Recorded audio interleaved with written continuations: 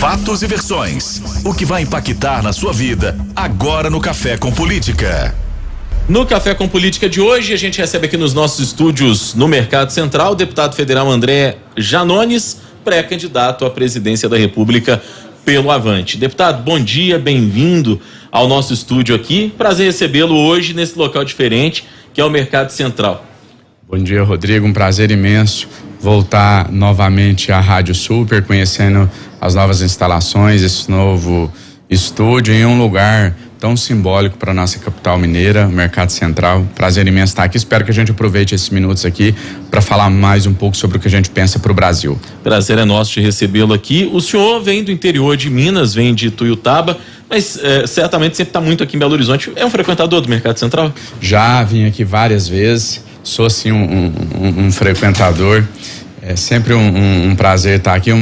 Acho que o principal local para a gente ter uma interação mais próxima com o Belo Horizontino. Bom, deputado, para começar a falar agora da política em si, amanhã o Avante, o seu partido, vai fazer a convenção partidária que vai sacramentar a sua candidatura. Em algum momento o senhor teme que possa haver uma reversão do quadro ou a candidatura André Janones é irreversível?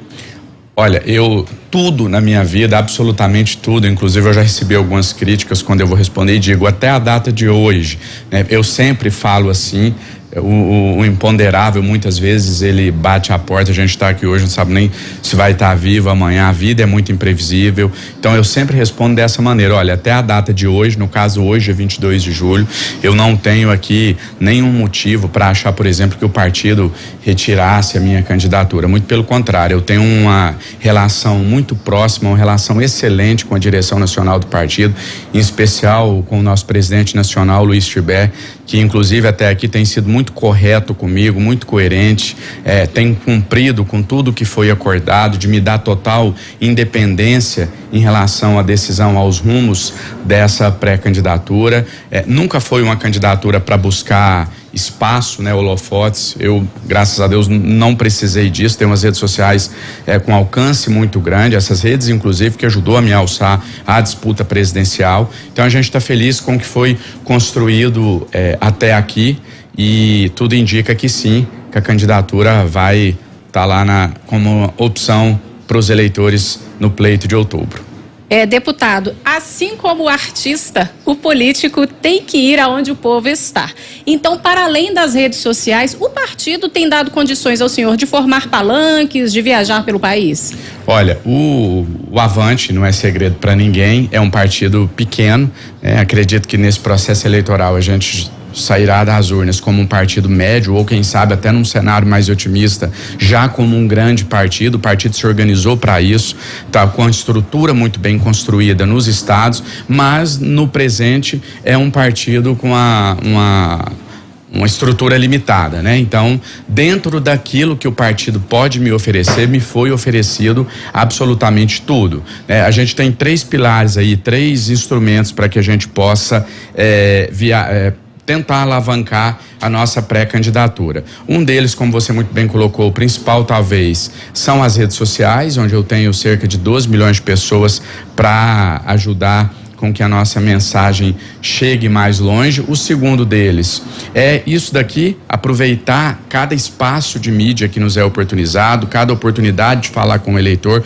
como esse espaço que a Rádio Super nos oferece no dia de hoje. E o terceiro é isso, é a estrutura partidária através dos encontros com militantes em todos os estados. Então, todos os estados onde o Avante teve condições de montar palanques, estruturas para que a gente pudesse estar lá com a direção do partido, com os filiados, com os militantes, isso foi feito e continuará sendo feito sim. Deputado, quero falar um pouquinho de terceira via, essa que é uma temática que costuma gerar alguma polêmica. Você deu uma entrevista bem recente agora ao jornal Folha de São Paulo falando que a terceira via é arrogante e prepotente. Recentemente nós ouvimos aqui no Café com Política o deputado federal Mário Eringer, que é o presidente do PDT em Minas Gerais. E nessa entrevista ele falou pra gente que ele estava tentando de todas as formas que o senhor, a Simone Tebet e o Ciro Gomes fizessem uma composição para que juntassem esses nomes que hoje são os mais competitivos da chamada terceira via. Primeiro, o senhor não se enquadra, o senhor não se vê como terceira via, esse termo que criaram para sair da polarização entre Lula e Bolsonaro? Por que não daria certo uma união e por que o senhor acha que a terceira via é arrogante e prepotente?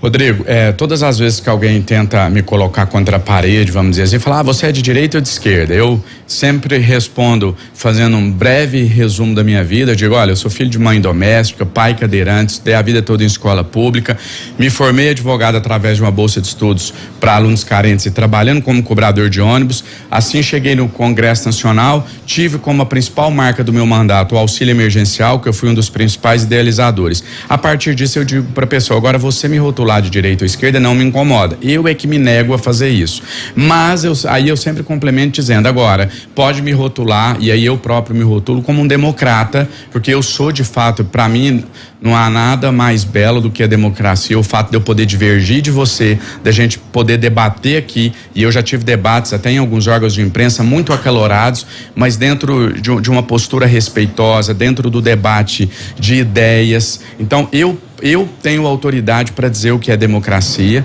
porque eu a pratico, né? Eu defendo as instituições democráticas, eu nunca estimulei ou apoiei nenhum tipo de ataque à imprensa, sempre fui muito respeitoso, nunca estimulei nenhum tipo de ataque ao STF, por exemplo, ou nenhum outro órgão. Então, como um democrata que sou, eu tenho dificuldade em entender esse conceito de democracia desses postulantes à terceira via.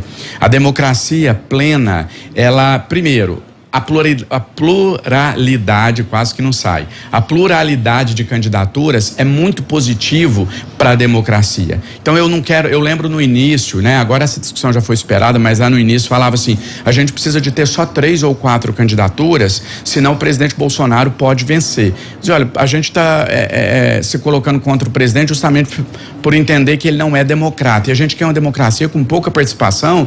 Eu quero que tenha 10, 20, 30, 50 candidatos, porque quanto mais candidatos você tem, menos a possibilidade do eleitor votar sem se identificar com um candidato. Então você tem mais opções para que o eleitor fale, olha, com esse eu me identifico. E a terceira via acha que essa dita terceira via, primeiro, ela acha que tem que sufocar as outras candidaturas, e segundo, que aí sim foi onde eu dei essa declaração, que continuo sustentando, né, de arrogante e prepotente, que eles dizem, olha, dia 18 de maio a terceira via vai escolher o candidato do campo democrático. Aí quando eu vi aquilo, eu falei, bom, vocês são o candidato do campo democrático, eu sou o candidato do quê? Né? Então, 2 ou 3 almofadinhas em uma sala com ar-condicionado, engravatados, se acham no direito de escolher quem é o candidato do campo democrático, como se a gente tivesse ainda na época da política do café com leite. Essa foi a minha crítica, porque para mim toda e qualquer candidatura passa pela discussão com a população, com o povo, com os brasileiros. Por isso essas candidaturas se uniram aí com tantas forças e não conseguiram superar sequer o patamar que eu tenho hoje nas pesquisas de intenção de voto. Deputado, o senhor se nega a rotular-se como sendo de direita ou de esquerda, mas muitas das propostas que o senhor apresenta ao eleitorado têm uma identidade clara com as políticas da esquerda. Cito, por exemplo, a taxação daqueles que são mais ricos, das grandes fortunas. Enfim, o senhor já apresentou algumas propostas que conversam com isso, em alguns momentos falando até mais diretamente, por exemplo, do que o grande expoente desse campo da esquerda ou da centro-esquerda, que é o ex-presidente Luiz Inácio Lula da Silva. Em que ponto que o senhor talvez caminhe para centro-direita ou para a direita, para que o senhor não esteja nem de um lado nem do outro, já que as suas propostas econômicas, por exemplo, em relação a teto de gastos também, etc., elas convergem mais com aquilo que a esquerda prega? Olha, primeiro que realmente eu não tenho nenhum problema em ser rotulado nem de esquerda nem de direita, não me incomoda, eu própria que não assumo nenhum rótulo. Ontem quarta-feira eu dei uma entrevista pela manhã em um canal de esquerda e o Pedro e eu comentávamos vindo para cá justamente isso. Falei, Pedro, para quem não conhece, é o assessor do deputado André Janones, Pedro Blanc, que inclusive foi nosso companheiro de Sempre Editora. Só para esclarecer, fecha o parêntese. Grande amigo, extremamente competente. E a gente comentava vindo para cá, eu falei, Pedro, você estava assistindo ao vivo minha entrevista, é um canal de esquerda total. Eu falei, quais eram as principais críticas? Ele falou, não, o pessoal que te batia só dizia que você é de direita, que você é de extrema direita e você é de direita. Então aí eu falo, estou no caminho certo. Quando extremistas de esquerda me chamam de direita e extremistas de direita me chamam de extrema esquerda, é porque eu estou no caminho certo. Mas sua colocação não foi nenhuma nem outra, foi ponderada realmente, de tentar mostrar, né, já que eu não me rotulo de nenhum, aonde eu identifico ali que, por exemplo, me afasta desse rótulo de esquerda. Olha, eu me coloco sempre como humanista, um defensor da vida, um defensor do amor em todas as suas formas, e talvez as principais diferenciações seriam que, em defesa da vida, eu sou de forma peremptória contra o aborto, sou contra também a legalização das drogas. Então, eu diria que, no ponto de vista assim, mais ideológico, eu poderia listar esses 2 pontos. Do ponto de vista econômico, eu vou dizer que, por exemplo, eu não tenho, aí aqui a dificuldade justamente, a minha negação em me rotular, privatizações. Eu não consigo me colocar contra nem a favor no genérico, né?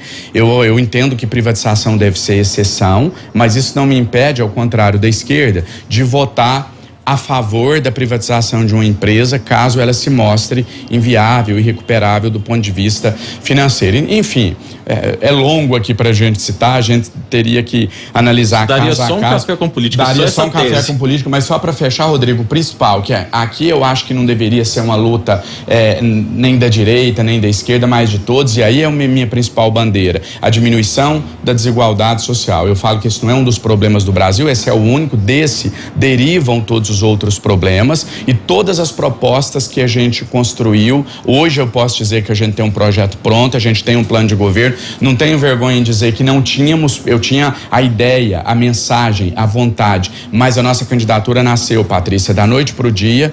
Então a gente foi, como diz no popular, né, trocando a roda com o carro andando. Hoje a gente tem um projeto para o Brasil pronto, construído, viável, e esse projeto tem como foco principal a diminuição da desigualdade social. O senhor falando aí pra gente ir caminhando, o senhor citou a Petrobras, né? Aliás, o senhor citou a privatização e a gente lembra de Petrobras. O senhor ganhou muita projeção nacional depois da greve dos caminhoneiros em 2018, né? Que ali o senhor apoiou a reivindicação deles, que era baixar o preço do combustível, enfim. Nesse cenário, o senhor tem algum projeto para que essa precificação da Petrobras seja feita de uma outra forma, já que o combustível é cotado em dólar e o brasileiro ganha em real, né? Em 2018, quando eclodiu a greve dos caminhoneiros, eu já tinha uma relevância no Triângulo Mineiro pelo trabalho social que eu fiz por 10 anos, onde eu ingressava na justiça a favor de famílias carentes que precisavam de cirurgias, exames, medicamentos, alguma providência pelo SUS, ganhava liminar, depois usava a minha rede social para obrigar o Estado a cumprir aquela decisão, e ali a gente ajudou a salvar várias vidas. Vem a greve dos caminhoneiros, né, um protesto principalmente contra a alta dos combustíveis. Por conta dessa minha relevância local, eu sou convidado a cobrir a greve. Estoura um vídeo em maio de 2018, eu me torno o porta-voz principal oficial da greve dos caminhoneiros, que tinha como pauta principal essa reivindicação. Me afasto de um dos segmentos grevistas em um momento que eu percebo que o objetivo era a ruptura institucional, que eles começam a pregar a ditadura militar e etc. Nesse momento eu me afasto, mostrando o meu viés realmente democrático, e hoje, né, 4 anos depois, a gente tem uma alta muito superior a daquele momento e a gente não vê grandes protestos como a gente teve em 2018. Eu tenho uma solução com vistas a cumprir esse objetivo principal que eu disse que permeia todas as propostas, que é a diminuição da desigualdade social, colocando o dedo na ferida, tirando dos super ricos. Então, o que a gente defende? 2 medidas, uma a curto prazo e uma a médio e longo prazo. A médio e longo prazo, a gente investir nas refinarias, né? O petróleo não é nosso, não teve aquela fala, o petróleo é nosso, só para quem está em casa entender. O Brasil é autossuficiente de petróleo. O petróleo nosso dá para todos os brasileiros e ainda sobra. A gente produz 3 milhões de barris de petróleo por dia. Então, por que a gente tem que importar? Porque as nossas refinarias não conseguem refinar, vamos dizer no popular, transformar esse petróleo em combustível, em gasolina, em óleo diesel, porque nossas refinarias são preparadas para um petróleo mais leve, né? Que não para o petróleo brasileiro, que é um petróleo mais grosso. Então, a gente manda o petróleo para fora e importa 20%. A gente atende 80% da demanda. Na hora de decidir o preço, a gente coloca o preço do que vem de fora. Rapidinho aqui para todo mundo entender. Imagina que nós temos que alimentar 10 pessoas e a gente precisa comprar laranja para essas 10 pessoas. Eu compro 8 laranjas aqui no Brasil por R$1 cada. Essas 2 que eu tenho que comprar de fora vêm a R$10. Então a despesa total foi de R$28. Na hora de vender para essas 10 pessoas, a gente está cobrando cada laranja por R$10. A gente está cobrando o preço dessa que veio de fora. Eu não defendo nem cobrar os R$10 que veio de fora e nem cobrar R$1, que foi o preço da laranja produzida aqui, senão vai ficar a Petrobras no prejuízo. Eu pretendo pegar esses R$28 que foi o custo total e dividir por 10 pessoas, R$2,80 para cada. Acho que esse exemplo deixa bem claro, fazer uma média. Essa seria a nova política de preços que a gente pretende instituir na Petrobras. Uma média do custo, né, mantendo ali uma taxa de lucro para os investidores, mas sem sacrificar os brasileiros. Ou seja, tirando dos bolsos dos milionários, bilionários e sacrificando menos a população. Eu queria que o senhor falasse mais um pouquinho dessa questão sobre a qual a gente começou a falar anteriormente, que é a chamada pauta de costumes, né? Quando eu perguntava dessa questão de esquerda ou direita, e o senhor disse, o senhor inclusive é evangélico declarado, está escrito aqui na pulseirinha do senhor, louco por Jesus, que eu já vi aqui. E o senhor dizia que, por exemplo, na questão do aborto, o senhor é contra a legalização das drogas também. Queria que o senhor falasse um pouco de outras bandeiras, como, por exemplo, a bandeira LGBTQIA+. O senhor é a favor, por exemplo, de questões como casamento gay? Como é que o senhor acha que deve ser tratada essa questão da comunidade homossexual, que entra na questão da pauta de costumes e também no comportamento? Primeiro dizer que, acima de tudo, para mim, tá o amor ao ser humano, o amor às pessoas. Eu não vejo, eu não consigo enxergar o que existe de cristianismo, o que existe do que Jesus nos ensinou, do que Jesus deixou para a humanidade como ensinamento. Eu não consigo enxergar nada disso, nenhum traço dos ensinamentos de Cristo.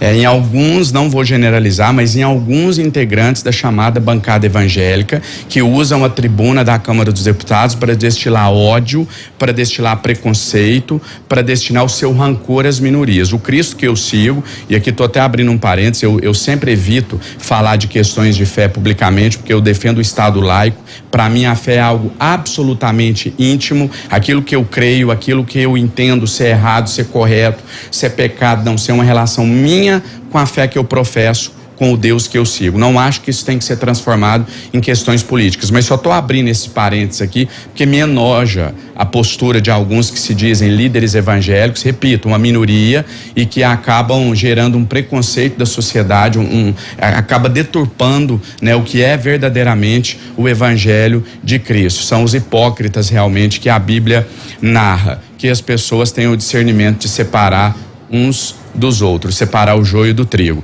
Então, dito isso, como eu, enquanto cristão, enquanto evangélico, enquanto seguidor do verdadeiro evangelho de Cristo, eu aprendi a odiar o pecado, mas amar o pecador. É isso que Jesus nos ensinou.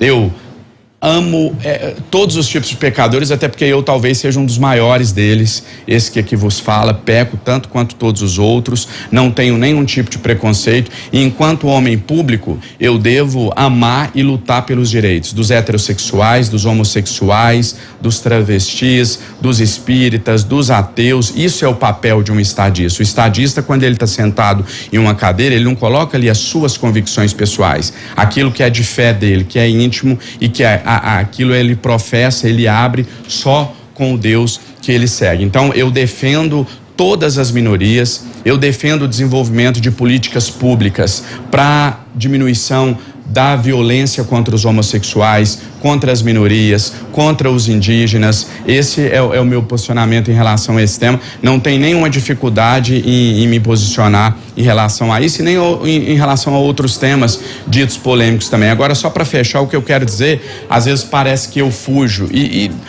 em algum aspecto não me incomodo em ter essa pecha de alguém que foge desses debates, porque eu realmente acho que esses debates, eles têm o seu espaço, principalmente no parlamento, mas que eles não podem protagonizar o debate. É diferente de você dizer que o debate não deve existir ou que ele não deve ser protagonista. A gente não pode deixar como o cerne principal do funcionamento do parlamento ou do próximo presidente da República ideologia de gênero, escola sem partido, armamento da população, aborto, enquanto as pessoas estão passando fome, enquanto nós não temos saúde, enquanto nós não temos transporte de qualidade. Eu não renego a importância desses temas. Eu digo que eles não podem ser os únicos a pautar o debate político no país, como infelizmente aconteceu nos últimos 4 anos. Ainda sobre temas que o senhor defende, que o senhor tem propostas, a educação básica. O que o senhor pensa para poder melhorar a educação básica do país, valorizar até os profissionais da educação também? E para corroborar essa pergunta da Patrícia, deputado, se o senhor me permite, nós vemos muita gente criticando o fato de talvez nas últimas 2 décadas em especial, o país ter privilegiado muito o ensino superior e ter, de certa forma, fechado os olhos para a questão da educação básica. O que o senhor pensa a respeito disso também?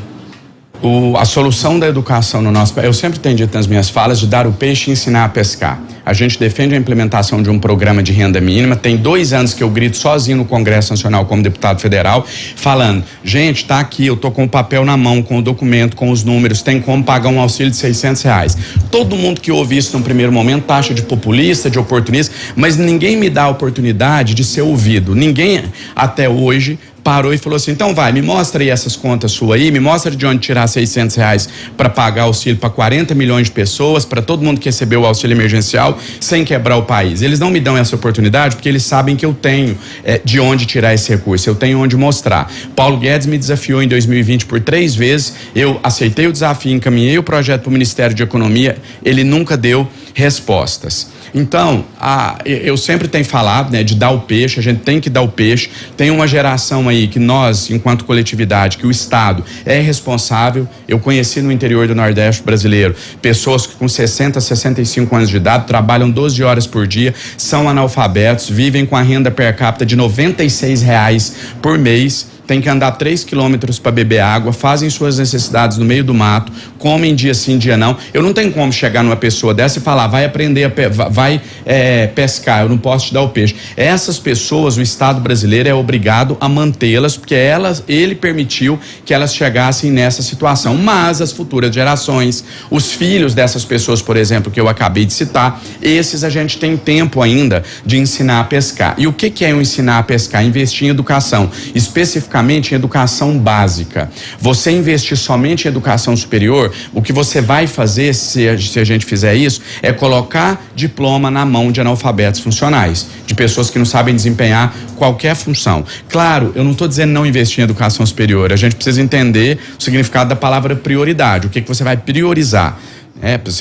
Você vai investir na básica e na superior, mas qual que vai ser a nossa prioridade? A básica. Por quê? É preferível hoje, principalmente com as startups, com as novas tecnologias, com o advento da rede social. Costumo dizer que antigamente o jovem da periferia, que não tinha muita oportunidade na vida, ele sonhava em ser o Neymar, em ser um jogador de futebol. Hoje ele sonha em ser um TikToker de sucesso. Então, até os sonhos mudaram. A rede social traz uma nova realidade para as pessoas. Então, eu acho preferível em uma sociedade que muda a todo instante, que novas oportunidades são criadas a todo tempo, é melhor você formar alguém bem na base, você dá uma iniciação na escola com muito conteúdo, com muita força, e se essa pessoa por algum motivo tiver evasão escolar, ela não concluiu os estudos, mas ela tem ali uma base sólida que vai permitir a ela não só estar nos bancos da universidade, mas se ocorrer evasão escolar, como eu acabei de colocar, vai ser oportunizado a ela outras possibilidades, através da criação de uma startup, através de um novo trabalho relacionado à tecnologia, à rede social,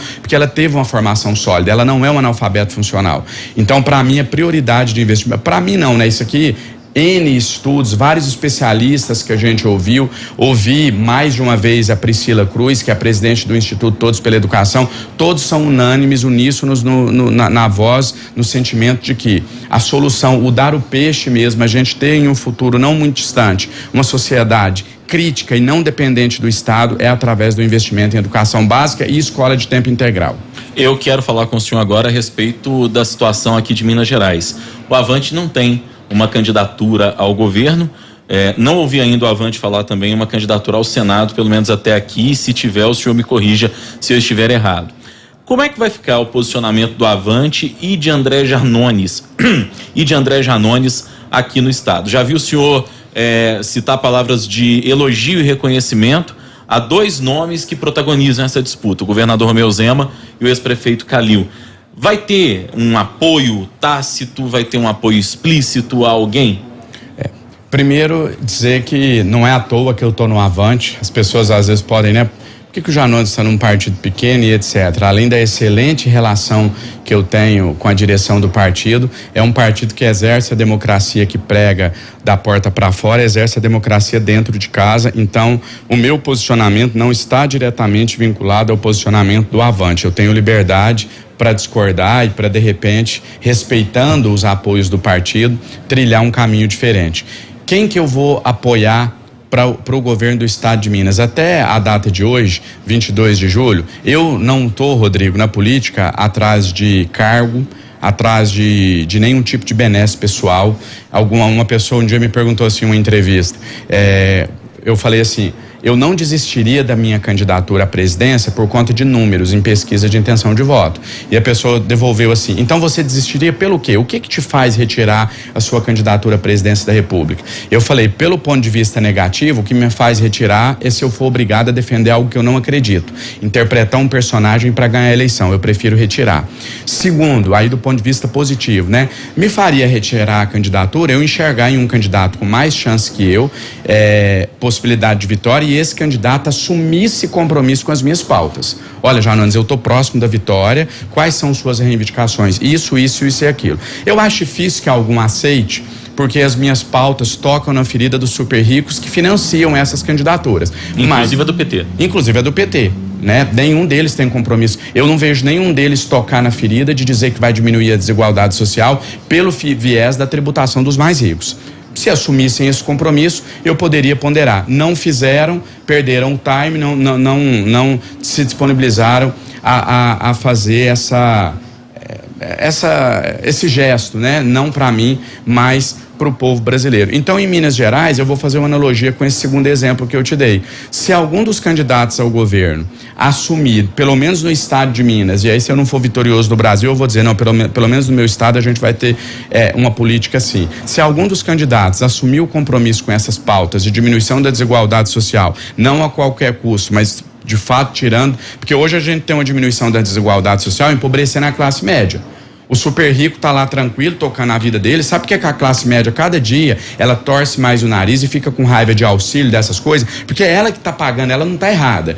Ok, ela concorda que você tem que tirar os miseráveis da miséria e dar comida para eles, mas não é a custa do Uber, às custas do motorista do aplicativo. A classe média é que tá dando a mão pro pobre, tirando ele da miséria. Só que como ele também não é rico, em vez dele tirar o pobre da miséria, o pobre tá puxando ele, e daqui a pouco nós não vamos ter mais classe média no país. Vai estar os dois lá no buraco e o rico cada vez mais rico. É isso que está acontecendo no país. Energia cara, viajar de avião está cada vez mais raro, o cartão de crédito com juro nas alturas, agora essa questão dos planos de saúde, né, do rol taxativo, é a classe média, desculpa a expressão, só se ferrando. Por isso que esse cara chama o Janones de populista.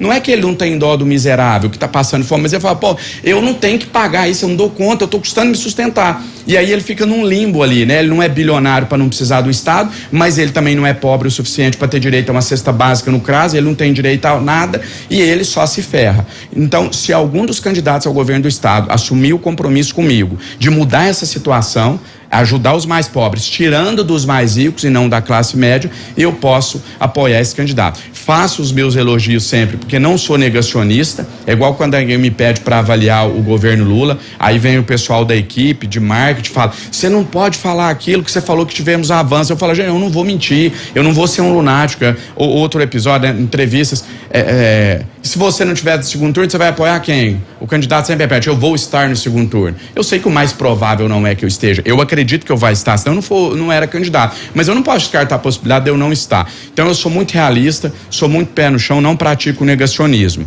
Não praticando o negacionismo, eu tenho que admitir os bons números de Zema e Calil que eles entregam para divulgar as candidaturas deles, mas sem assumir esse compromisso com as minhas pautas, zero possibilidade de eu apoiar qualquer dos candidatos. Eu queria falar um pouquinho com o senhor do que seria um governo André Janones.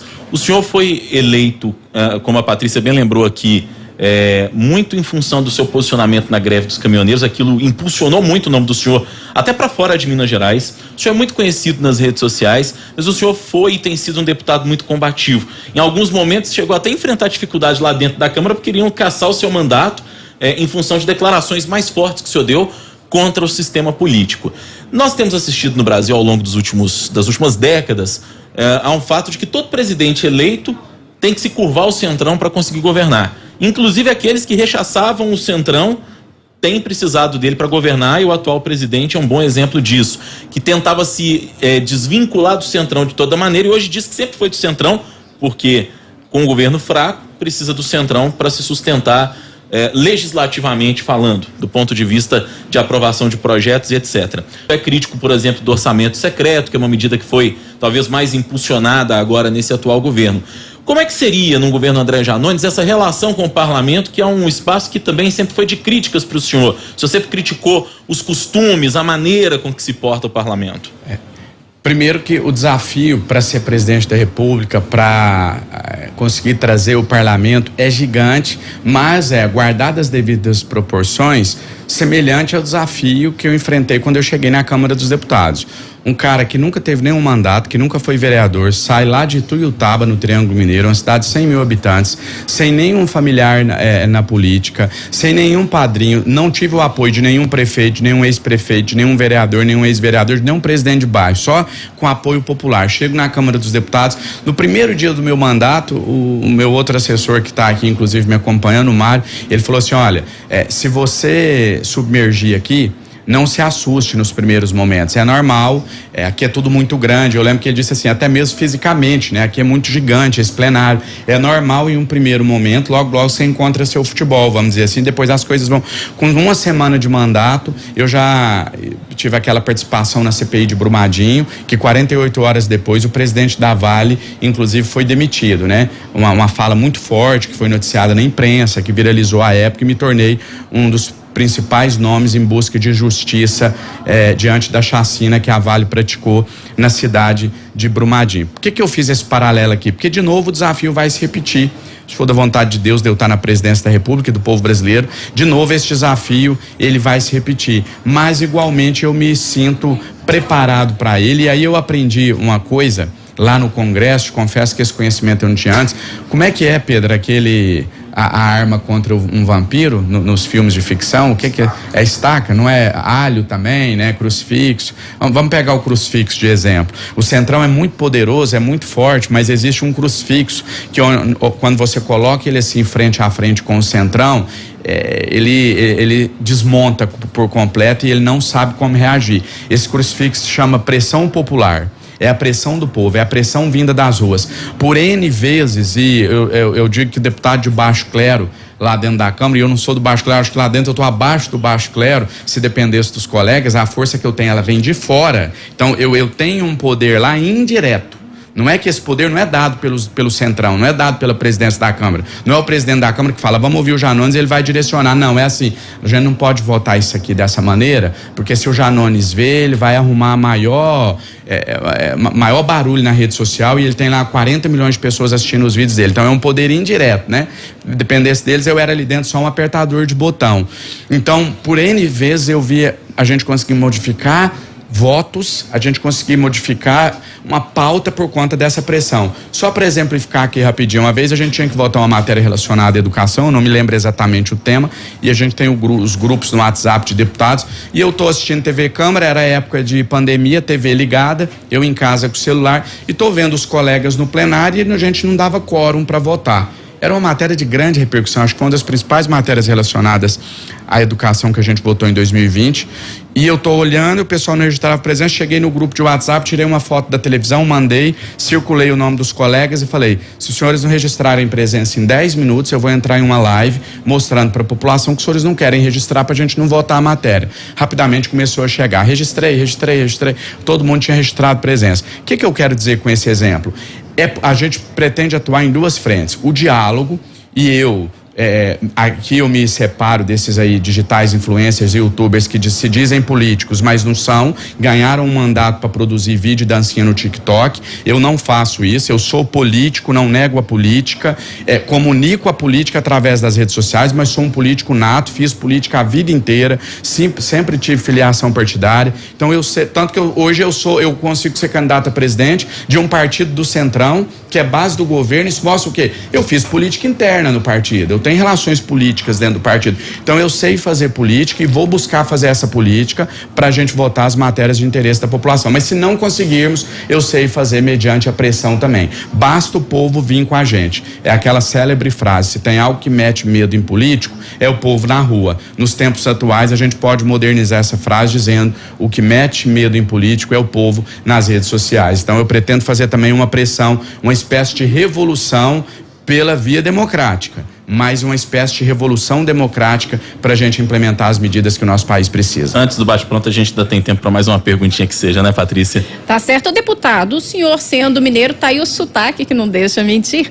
O senhor tem alguma pauta especial voltada aqui para Minas? O senhor até citou aí a questão da mineração, né, da tragédia de Brumadinho. O senhor tem algum assunto especial? Vai ter os olhos mais voltados aqui para Minas? Olha, eu acho que a gente precisa urgentemente de um forte investimento em infraestrutura no nosso estado. Situação das nossas estradas de deterioração realmente. Defendo também, e aí para mim um dos principais pontos, até porque eu fui relator e autor de vários projetos na Câmara dos Deputados, que a gente possa estimular, propiciar uma mineração mais segura no nosso país. Uma atenção muito especial pro episódio recente, que é o que ainda está em voga, né, relacionado à Serra do Curral. Agora, Patrícia, eu vou te dizer com toda honestidade, eu tenho muita dificuldade em olhar para os brasileiros como membros de um estado, sabe? De promover essa... Eu imagino que, por exemplo, quando eu lutei pelo auxílio emergencial, eu estou lutando pelos brasileiros. Se eu estou lutando pelos brasileiros, eu estou lutando pelos mineiros também. Isso é muito comum sempre que eu chego em alguma cidade nessa campanha. Cheguei lá em Mossoró, no Rio Grande do Norte, a primeira pergunta no aeroporto: quais suas propostas para Mossoró? Então, a gente tem propostas que beneficiam, que alcança todos os brasileiros, as principais propostas, né, com vistas, como eu disse, repito, a diminuição da desigualdade social, e alcançando os brasileiros, eu estou alcançando os mineiros. Acabando com a fome no Brasil, eu estou acabando com a fome aqui em Minas Gerais, propiciando uma melhor condição de vida, o acesso ao crédito, ao agricultor da agricultura familiar brasileira. Eu estou fazendo isso em Minas Gerais, e investindo na educação básica do nosso país, eu estou investindo na educação básica de Minas Gerais. Essas pautas são comuns. Específicas aqui, uma atenção especial, realmente eu separaria esses dois pontos. Eu vou citar três, tem um outro também que é muito caro para mim, que eu acho que a gente falta muito, que é o estímulo ao turismo no nosso estado. A gente tem um estado muito rico culturalmente e muito pouco explorado nesse quesito. Então, o estímulo ao turismo, a mineração mais segura e o investimento pesado, forte em infraestrutura, com uma atenção bem especial à malha rodoviária. Hora do bate-pronto. No Café com Política. No Café com Política. Hora do bate-pronto. O senhor já conhece o quadro: perguntas objetivas, respostas objetivas. Quase mais difícil que eu já participei. Olha, esse é um bom troféu pra gente, eu diria. Um ping-pong com a gente aqui, combinado, deputado? Combinado. Então, começando com Romeu Zema. Bom gestor. Alexandre Calil. Autêntico. Carlos Viana. Incógnita. Ciro Gomes. Inteligente. Simone Tebet. Palíndromo. Jair Bolsonaro. Nefasto, mau, psicopata. Luiz Inácio Lula da Silva. Ultrapassado. Muito bem, a gente conversou hoje com André Janones, deputado federal, pré-candidato à presidência da República pelo Avante. Amanhã já poderemos chamá-lo oficialmente de candidato a partir da convenção que o Avante realiza, inclusive aqui em Belo Horizonte, bem pertinho de nós aqui no Mercado Central, no Minas Centro, aqui praticamente de frente aonde a gente está. Deputado, obrigado pela visita aqui no nosso estúdio do Mercado Central, prazer recebê-lo. Eu quem te agradeço, Rodrigo, obrigado, Patrícia, obrigado a toda a Rádio Super, meus parabéns a vocês por estarem desempenhando, espero que continuem até o dia das eleições esse papel tão importante para a nossa democracia, de maneira isenta, imparcial, oportunizando a todos os pré-candidatos esse espaço aqui para que a gente possa fazer, como fizemos nesse dia de hoje, a apresentação das nossas propostas e comunicar um pouquinho mais o que a gente pensa para o nosso país. Um abraço, até a próxima oportunidade, que Deus abençoe a todos, em especial a todos que estão nos ouvindo. Muito obrigado. Obrigada, deputada, até a próxima.